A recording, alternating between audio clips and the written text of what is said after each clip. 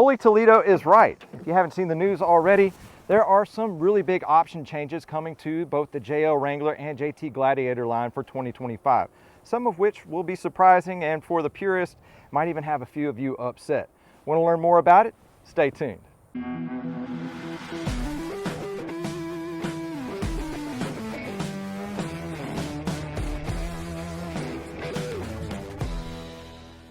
Hey, welcome back to the Gator Overland channel. I'm John, and today's going to be the first edition of a series we're going to call the Tailgator. And more or less, it's just going to be an unofficial source of topics, current events in the automotive, off-road, and overlanding scene, and just talking about them. It's going to be unedited, off the cuff, and just sharing what I've read or things that I've understood and sharing it with you guys and hoping that you can send me some feedback in return on what you think about it or if I should even continue to do these at all. But for that matter, today topic is what's going on in Toledo. So if you haven't seen it already, there's some big production line changes going to come to the JL Wrangler and JT Gladiator platform. A lot of this is probably stemming from the issues that they're having in Ram and or just Stellantis in general, where Jeep as a brand is down about 20% in sales for the year 2024, and they're having to trim fat. You have vehicles that are being priced in somewhat of the luxury category with not exactly luxury amenities or features and equipment, but yet is a vehicle that is very high priced and pricing themselves out of the market by, compared to brands that offer equivalent or more at a less price. And that has gone over to the actual Gladiator. So in 2024, we saw a facelift on the grille. We saw a change in the dash and the inclusion of power seats. And that's all fun and well, but we also saw an increase in price.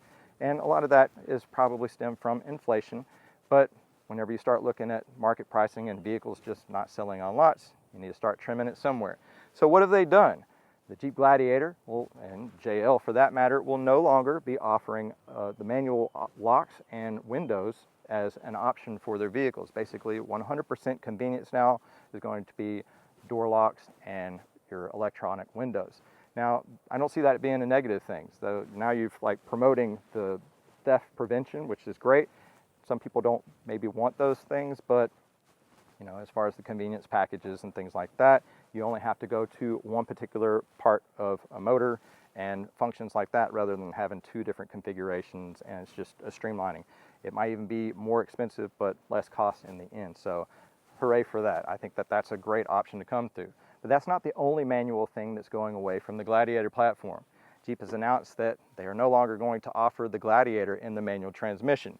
Now, that might have some enthusiasts kind of upset. I'm not really affected by it, but I will say that the manual transmission in a Jeep Gladiator is the reason why I own a Gladiator in general. I've always appreciated the Jeep brand. In fact, it goes all the way back to whenever I wanted my first vehicle. I wanted a Jeep Comanche, which is a little bitty smaller truck, more or less probably equivalent, not Gladiator size, but and never got that. I'd have probably torn it up in the mud anyway as a high schooler, but that was always in my idea that I want a truck, but manual transmission, and that's what I got. But 90,000 miles of smiles later, it's probably one of the best trucks I ever owned. It's brought me to a lot of incredible places in the United States, and I couldn't be happier with the vehicle in general. And being a manual transmission, we have this understanding now that there are some issues that are coming from the clutch, whether it started with the recall, and now we're having more and more issues of people having slippage issues, and then they've implemented some heat devices in there to where it actually monitors and tells the person to shut it down or whatever, more or less just a nanny reference. I don't think it's as effective, but we're having issues of clutches being fractured, some cases exploding, and worst cases actually catching on fire, and that's the last thing you want. But in 90,000 miles, I haven't had any issues. I did, however, at 60,000 miles, upgrade to the ACT clutch. I did a collaboration with them, went with the ACT single plate clutch and the ProMass Flywheel, and it is absolutely the best driving experience since then. So if you've been considering a clutch for your upgrade on your current vehicle, absolutely recommend the ACT with the ProMass Flywheel. The additional inertia with bigger tires, towing, off-road has just been awesome, and it's just so much better. I have a whole video about that. I'll link it below, but that's the option in there. But just understanding that with the manual transmission, the Gladiator actually took a big cut as far as capacities for payload and towing. So in the standard automatic, you're going to be just shy of 8,000 pounds towing on the max tow option. I think the others in the automatic are around 6, but still just shy of 8,000 pounds capacity or capability in the ones that are equipped such. In a manual transmission Gladiator, it was all the way down to 4,500. So unless you're doing light towing and just a few other things, you can't expect this vehicle to perform. Now, ACT did some extensive testing of my clutch. They showed that at 60,000 miles, it was about 50% worn, which is right where it should be, and that the clutch actual capacity, the actual clamp load capacity, was at about 270 or so foot-pounds. The engine on the 3.6 is a 285 horse, 260 or so foot-pounds. So we're already at the threshold of the clamp load capacity of that clutch. It wasn't anything to do with the transmission. It's just the clutch that was installed, and that was the weak link, and everything else connected to it ends up being, and that's what basically we're going to low demand. Not very many people want a truck that only tows 4,500 pounds.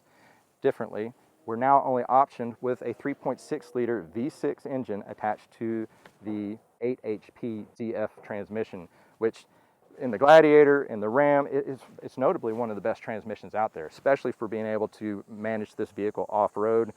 The automatic is just an awesome option, and it was originally a $4,500 option.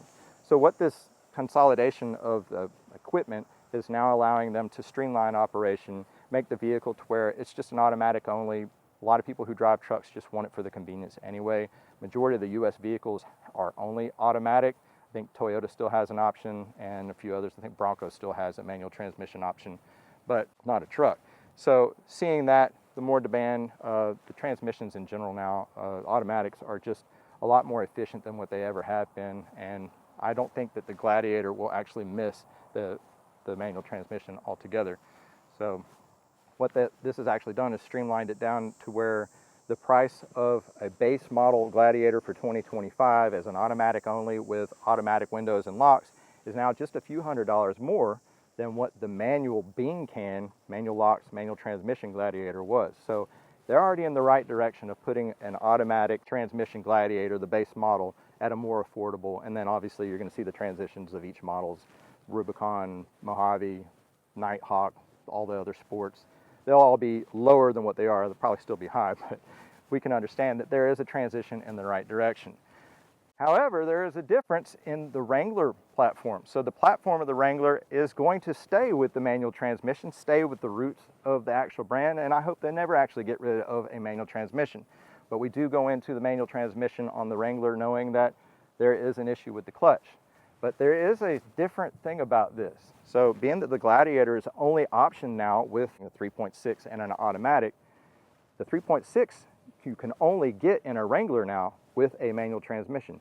You cannot get a V6 Pentastar engine now on an automatic in the Wrangler class, which might be something that we're understanding that they might be phasing out the 3.6. That's all just speculation on my end. We saw a great engine, the 4.0 that was in the TJ and LJ series maybe 20 years ago. Great engine. The 3.6 has proven itself as more or less a tank and is efficient up to 200,000 miles if taken care of properly. It's had its issues with the rockers and the camshafts and things like that, but at least they're known, and I wouldn't say they're consistent. They're consistently the same thing, not a new anomaly and having to take a whole production line of engines out like they did with Ford and Toyota. So it's a proven engine, and it's in many applications. But now they're only going to the V6 and just the manual transmission with the Wrangler, leaving only other power plant, which we saw in the Wrangler. We saw the 2.0, which is the 4xe. We saw the 3.0 diesel. We saw the 392. And of all those mentioned, the only ones that are now left are going to be the 2.0 and the 2.0 4xe, and only the 3.6 attached to one of the ones, the manual transmission, which they make the least of percentage-wise of the whole thing. So I can easily see that being 3.6 dedicated to the Gladiator and only the manual transmissions, it wouldn't be that hard to transition to another engine altogether. And it looks like it would be either the 2.0 Hurricane, which is the current one that runs the 4xe.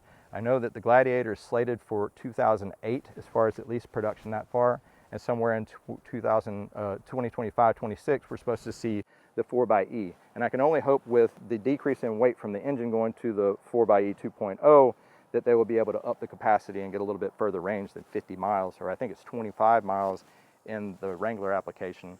So it's really interesting what is to come. But overall, as long as they're making the brand to where it's affordable for the vehicles that people want, even in the other SUV realm, the Grand Cherokees and the Grand Wagoneers and the other segments of that, they need to save the brand. It's an awesome vehicle. Whatever they can do to keep people in the driver's seat of these vehicles is what it takes. And if it means going away from the manual transmission in the Gladiator, take it. But I could only wish that they were able to fit that 3.0 Hurricane in here, because a 400 or 500 horsepower option in this truck would be awesome. But I guess you can always stick a 392 in it aftermarket. But that about wraps things up for today's Tailgator. If you enjoyed today's video, found it informative, go ahead and give me a big thumbs up. I've messed up my whole ending because I don't usually do these. But go ahead, give me a big thumbs up. Let us know how we're doing. Share if you like. Sound off in the comments below. Don't forget to check the description below for links to websites, contact information for me. And remember, we at Gator Overland encourage each and every one of you to take a daily moment to unplug and reconnect with the outdoors, even if it's just for a few minutes. Have fun, keep it safe, and just go. Thanks, y'all.